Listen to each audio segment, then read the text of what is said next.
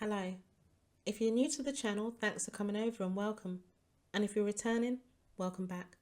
This BTEC Unit 7 Business Decision Making video will go through the structure of Activity 1, the report, and the assessment focus, as well as giving you tips on how to maximise marks along the way. Towards the end of the video, there'll be tips on what to include in the structure of the report. This video will be a helpful guide if you're taking Unit 7 for the first time, or if you're retaking it as you want to improve on your previous grade.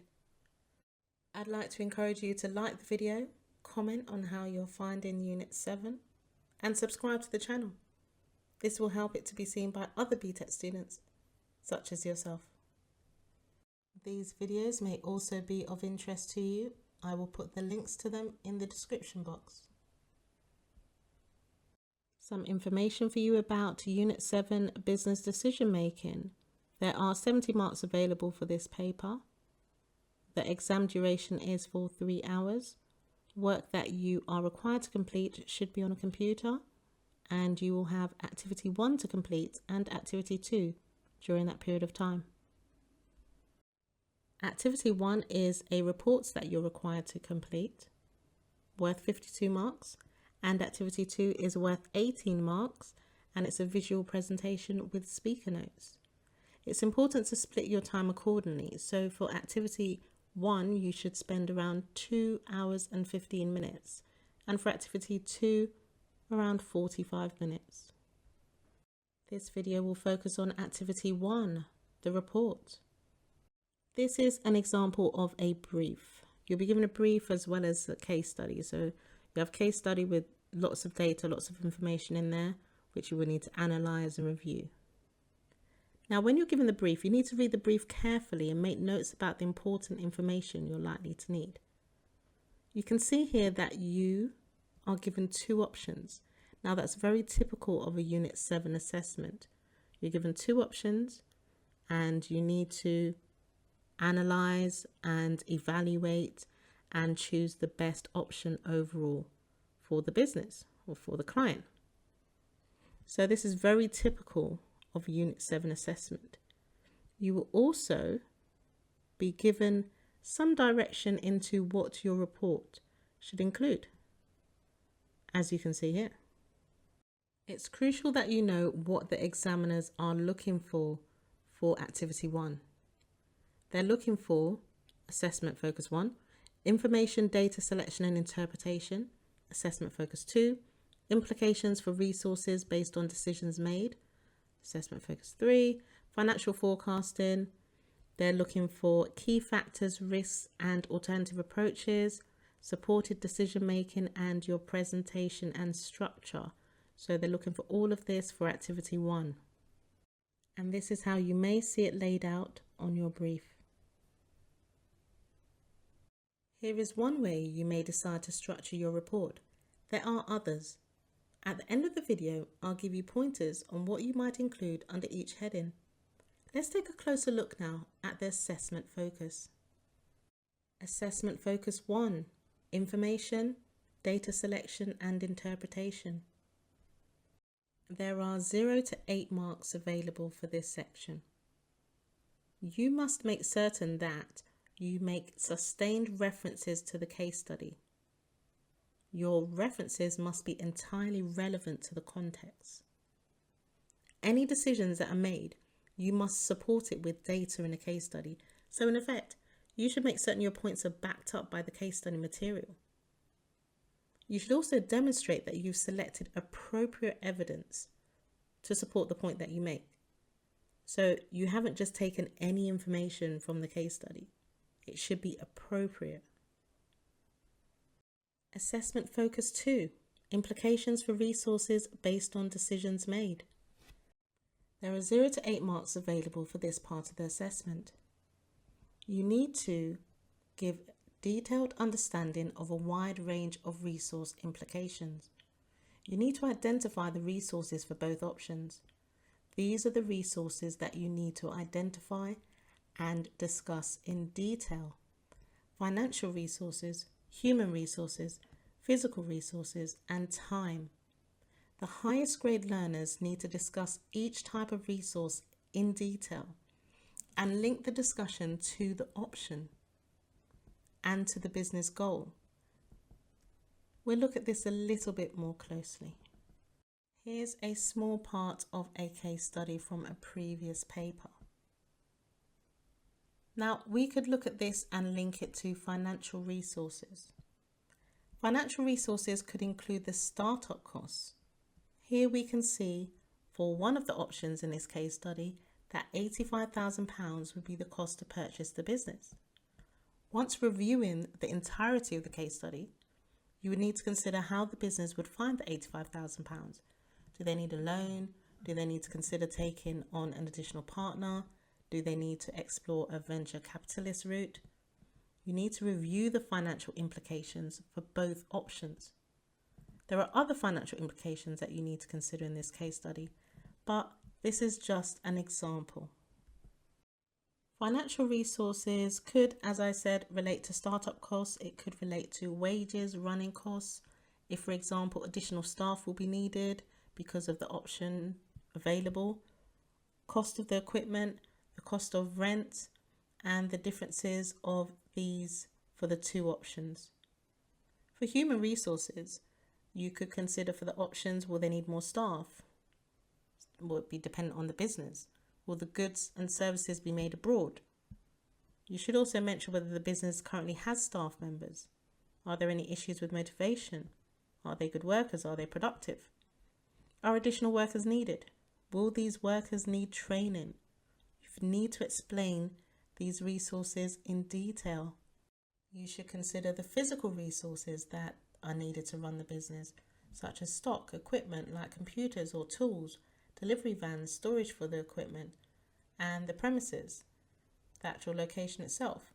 The premises could be located in a popular location, so maybe that might be a favorable reason to choose, in part, a given option. You need to consider the time. How long will be needed for both options to be completed? Are there refurbishments that need to be undertaken for one option? Will one take longer than the other? Maybe that is going to help you form your decision in terms of the options. If the case study does not state how long the refurbishments would take, then maybe you could give an indication. Here's some information from a previous paper about the physical location of one of the options. Assessment Focus 3, Financial Forecasting. There are 0 to 8 marks available for this section. Your answers must be in context. This section will take up quite a bit of your time, so do ensure that you've allowed sufficient time for it. You're assessed on demonstrating your accuracy and showing understanding, and any calculations you create must be for both options, and you must interpret it and link it to the context. You can decide on what calculations to produce, but in order to get to the highest grade band, you need to interpret the financial information by undertaking a ratio analysis, which includes gross profit margin, net profit margin, liquidity ratios, and return on capital employed. Do not make calculations without putting it into context. You need to be able to demonstrate your ability to interpret the figures that you've calculated and show how the figures may affect the business. Remember, you need to do this for both options. This is going to be the main part of your report, and it will take time. As I said, you have the flexibility in terms of what you decide to calculate. It's also dependent on the case study and the information that you have within the data. In the past, some students have produced cash flow forecasts, income statements, calculated break-even points, calculated the margin of safety. They've compared investment appraisal results, differences in revenue, and linked it back to the context of the business and linked it back to the options. This data was taken from a previous paper, In addition to your calculations, you might decide to calculate the inflows and outflows. This as well would need to be done for both options. This is further data taken out from a previous past paper. Here learners can compare the startup costs between two businesses or two different options.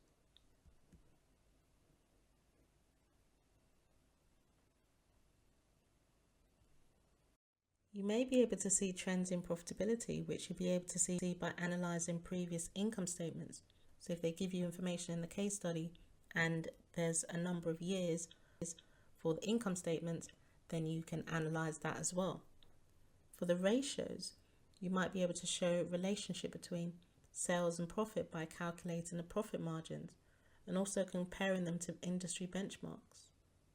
You could do this for both options, if that's the information given to you in the case study. After each section where you have completed your financial calculation or production of financial document, let's say you've produced a cash flow forecast or ratio analysis, then you need to state whether it's viable financially and whether it would be beneficial for option 1 or option 2. Assessment focus 4. Key factors, risks, and alternative approaches. You will limit your marks if you do not refer to the business goals in this section. You should give an overview of factors that are important in the decision-making process for the business. A comprehensive coverage of key factors and risks that are fully rationalized and are clearly linked to the context of the business and the business goals are required. Now it's here that you should include at least 2 decision-making models or tools and ensure your work is comprehensive. So the decision-making models might be SWOT, 5C, Ansoff's matrix, Boston matrix, Porter's 5 forces, or PESTLE. SWOT and PESTLE seem to be quite popular with students. You must not make a list. Do not use a table. This needs to be in detail and in context to the business. Please remember to refer to the business goals in this section. In addition, to do really well in this section, you could offer alternative options outside of the ones that have been given to you in the set task brief. So you've been given 2 options. Now that you've done your assessment on the key factors and risks, you could look at alternative options, alternative approaches, as assessment focus is called, that the business could use. Assessment focus 5, supported decision making. There are 0 to 8 marks available for this part of the assessment. In this section, you need to draw on significant evidence that you have presented. You should support your ideas with the decision-making models such as SWOT or Porter's and ensure your answer is fully justified. You need to present a convincing decision with evidence of justification. What has supported your decision for choosing this actual option? Is it the business's position in the market? Is it the time scale to get things completed for a particular option? Is it the competition? Is it seasons? You must justify your decision. A decision cannot be considered convincing and drawing upon a range of evidence if there is no financial justification present. So you need to use financial data, but also other information in the case study to support your decision. Assessment focus 6, presentation, structure. There are 0 to 4 marks available for this part of the assessment. You should have a clear structure, include subheadings. You could include key principles and business terminology throughout your report where relevant. Key terms such as ownership, and any other. The response, your report, should be well written. It should also contain few communication errors, such as spelling mistakes and grammatical errors. Now we've looked at the assessment focus, let's look at the report a bit more closely. Your report should be set within the context of the business and its stated goals. For the introduction, it should be a brief summary on the background of the business and the options that they have before them. You should find this information in the case study.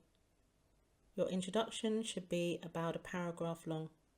There's no need to go into a lot of detail. For the market data section, you should briefly summarize the most appropriate data and state how this data will help you identify the best option to follow and how this data could be used for the business owner.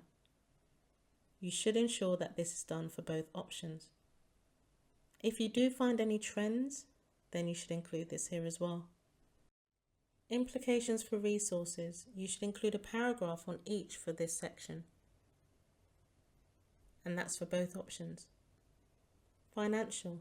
Any calculations or documents you produce must be in context to the business. The risks and factors. You will need to ensure you complete 2 decision-making tools in detail.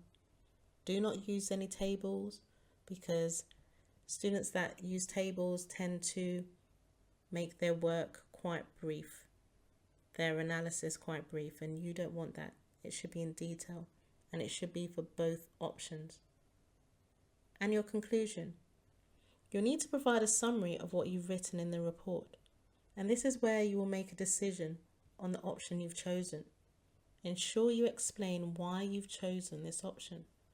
Use all of the financial data and other analysis to produce a convincing and coherent decision. Thank you for watching this video and good luck with your studies.